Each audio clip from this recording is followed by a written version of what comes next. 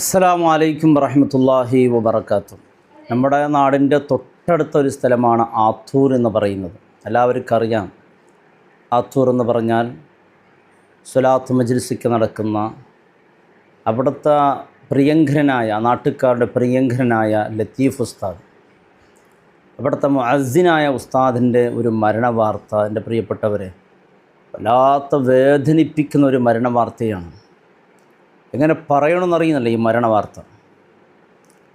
ഈ പരിശുദ്ധ റമദാൻ മുഴുവനും ആ പള്ളിയിൽ സേവനം ചെയ്ത് അവസാനം ആ പോകുന്ന രംഗമാണ് അവിടുത്തെ ആളുകൾ പറയുന്നത് കേട്ടത്.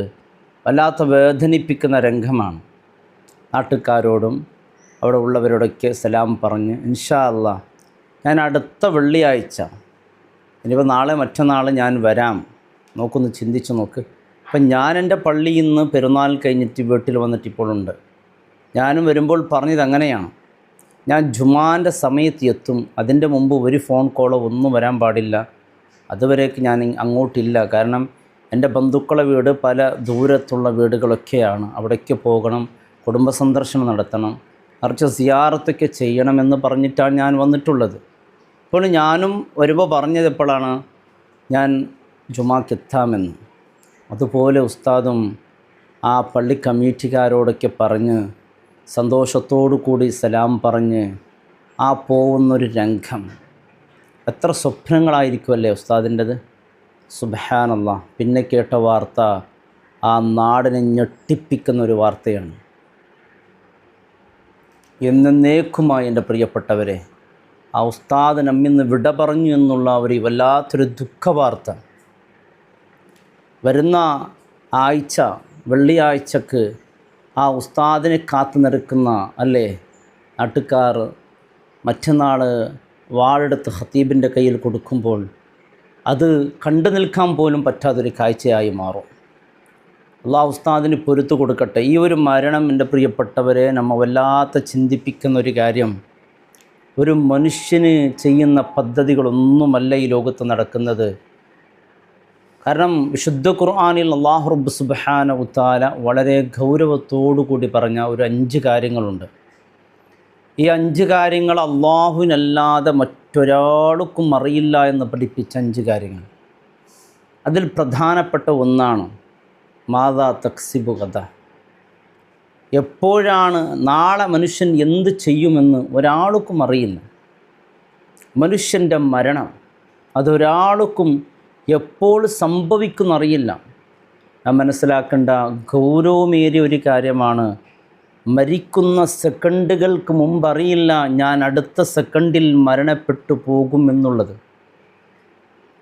മരണം എപ്പോഴും വരാം. മുത്തായ റസൂൽ സ്വല്ലല്ലാഹു അലൈഹി വസല്ലം തങ്ങൾ പഠിപ്പിച്ചത് നമ്മുടെ ചെറുപ്പിൻ്റെ ബാർ എത്രത്തോളം നമുക്ക് അടുത്തിട്ടുണ്ടോ അത്രത്തോളം മരണം അടുത്തിരിക്കുന്നു എന്നുള്ളതാണ്.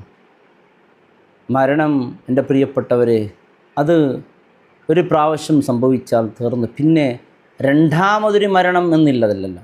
അപ്പോൾ പരീക്ഷയിൽ ഒരു വിഷയത്തിൽ തോറ്റാൽ അത് വീണ്ടും നമുക്ക് പരീക്ഷ എഴുതി വിജയിക്കാൻ പറ്റും.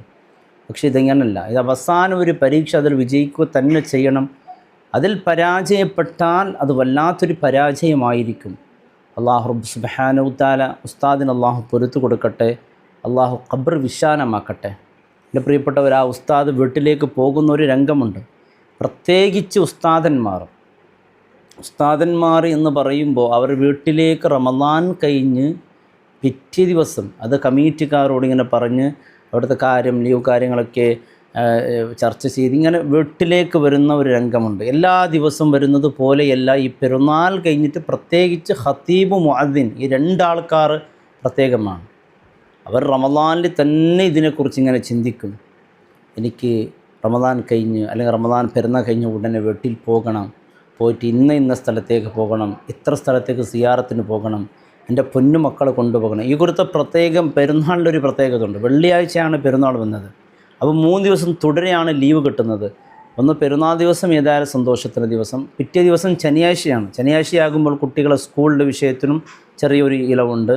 അതുപോലെ പിറ്റേന്ന് വരുന്ന ഞായറാഴ്ചയാണ്. ഈ 3 ദിവസം ഒരുമിച്ച് മക്കളെ കൂടെ നമുക്ക് കിട്ടുമെന്നുള്ള ഒരു ചിന്തയിൽ നാം തന്നെ സംസാരിച്ചു കൊണ്ടിരിക്കും. അങ്ങനെയാണ് സംസാരിച്ചു കൊണ്ടിരുന്നത്. അതൊക്കെ ഉസ്താദ് പദ്ധതി ഇട്ട് വന്ന ആ സമയത്ത് പക്ഷെ അള്ളാഹുവിൻ്റെ തീരുമാനം വേറെയാണ്, അള്ളാഹുവിൻ്റെ വിധി വേറെയാണ്. അതുകൊണ്ടല്ലേ ഇന്നാ ലില്ലാഹി വ ഇന്നാ ഇലൈഹി റാജിഊൻ, നിങ്ങൾ അള്ളാഹുവിൽ നിന്നുള്ളവരാണ്, അവനിലേക്ക് തന്നെ മടങ്ങേണ്ടവരാണ്. ആ ഒരു ചിന്തയിലായിരിക്കണം നമ്മുടെ ജീവിതം. അതുകൊണ്ടാണ് വെള്ളിയാഴ്ചകളിൽ നിസ്കാരത്തിന് പള്ളിയിൽ പോകുമ്പോൾ നമുക്കൊക്കെ അറിയാം, അവിടെ ഉസ്താദ് ഓതുന്ന ഒരു സൂറത്ത്, ചില ഉസ്താദന്മാർ അൽഹത്ത ഖദീസുൽ ഗാഷിയ മുഴുവനായി ഓതും. ചില ഉസ്താദന്മാർ അഫല യൻദുറൂന ഇലൽ ലിബിലി കൈഫ ഖുലിഖത് വ ഇലസ് സമായി കൈഫ റുഫിയത്, ഇങ്ങനെ ഓതി ആ ഭാഗങ്ങൾ യുക്തിപരമായി അള്ളാഹുവിനെ ചിന്തിക്കാൻ വേണ്ടി ജനങ്ങളെ ശ്രദ്ധ തിരിക്കുകയാണ്. അഫല യൻദുറൂന ഇലൽ ലിബിലി കൈഫ ഖുലിഖത്, നിങ്ങൾ ഒട്ടകത്തിലേക്ക് നോക്കുന്നില്ലേ? ആരാണിതിനെ സൃഷ്ടിച്ചത്? നിങ്ങൾ നേരെ പറയും താഴെ നോക്കിയത് മതി, മുകളിലേക്കൊന്ന് നോക്ക്. വൈലസ്സമ, ആകാശത്തിലേക്ക് നോക്കുന്നില്ലേ? ആരാണ് ഇത് ആകാശം സൃഷ്ടിച്ചത്? അള്ളാഹുണ്ട് എന്നതിൻ്റെ അടയാളങ്ങളെക്കുറിച്ച് ഓരോന്ന് പറഞ്ഞ് ഫദക്കിർ, അള്ളാഹുവിൻ്റെ റസൂലിനോട് പറയുന്ന നബിയെ, അങ്ങൊരു മുദക്കിർ മാത്രമാണ്, ഓർമ്മപ്പെടുത്തുന്ന ആൾ മാത്രമാണ്. ഇന്ന ഇലൈന ഇയാബഹും, നിങ്ങൾക്കുള്ള മടക്കം എന്നിലേക്കാണ്, നിങ്ങളുടെ മേലെ എൻ്റെ വിചാരണമുണ്ടാകും. ഇതെല്ലാം വെള്ളിയാഴ്ച ഓർമ്മപ്പെടുത്തുന്നതിനറിയോ എൻ്റെ പ്രിയപ്പെട്ടവരെ, മരണത്തിന് നാം ഒരുങ്ങിയിരിക്കണമെന്നാണ്. അതിൻ്റെ തുടക്കത്തിൽ പറയുന്നു, മനോഹരമായ രീതിയിൽ ആ സൂറത്തിൻ്റെ തുടക്കത്തിൽ പറയുന്നത്, ആ സൂറത്തിൻ്റെ പേര് തന്നെ വല്ലാത്ത അത്ഭുതമാണ്, ഗാഷിയ. ഇത് വെള്ളിയാഴ്ചയിൽ സൂചിപ്പിക്കുന്നത് എന്തിനാണ്? മനുഷ്യനെ നേരെ മരണത്തിലേക്ക് ചിന്തിപ്പിക്കാനും അവനെ ഓർമ്മിപ്പിക്കാനും വേണ്ടിയാണ്. വെള്ളിയാഴ്ച ഖുത്ബയിലൊക്കെ വളരെ പ്രധാനപ്പെട്ട് പറയുന്ന കാര്യങ്ങൾ ഇതൊക്കെയാണ്. അവസാനം എല്ലാം പള്ളികളിൽ പോയാൽ വളരെ ഗൗരവത്തോടു കൂടി പറയുന്നു, ഇതല്ല ജീവിതം. യഥാർത്ഥ ജീവിതം അള്ളാഹുവിൻ്റെ റസൂലിനനുസരിച്ച് കൊണ്ടുള്ള നല്ല ജീവിതമാണ് എന്ന്. നോക്കൂ, നമ്മുടെ ഉസ്താദിൻ്റെ മരണം എൻ്റെ പ്രിയപ്പെട്ടവരെ നമ്മെ വല്ലാത്ത വേദനിപ്പിക്കുന്ന മരണമാണ്. യാ അല്ലാഹ്, ആ ഉസ്താദിന് അള്ളാഹു പൊരുത്തു കൊടുക്കട്ടെ, അള്ളാഹു ഖബർ വിശാലമാക്കി കൊടുക്കട്ടെ. ആ കുടുംബത്തിന് ഒരു പരീക്ഷണം അള്ളാഹു താങ്ങാനുള്ള ശേഷി നമ്മൾ ചിന്തിക്കേണ്ട ഒരു കാര്യമാണ്. നമ്മുടെ വീട്ടിലേക്ക് നമ്മുടെ പൊന്നുപ്പ വരുമ്പോൾ നമുക്കുണ്ടാകുന്ന സന്തോഷം എൻ്റെ പ്രിയപ്പെട്ടവരെ, അത് ഈ ഉസ്താദന്മാരെ ഈ ജോലി ചെയ്യുന്നവർക്കറിയാം, വിദേശത്തുനിന്ന് വരുന്ന അവർക്കറിയാം അതിൻ്റെ ഒരു സന്തോഷവും അവരോടൊരു സന്തോഷം. ഇത് പ്രത്യേകതയാണ്.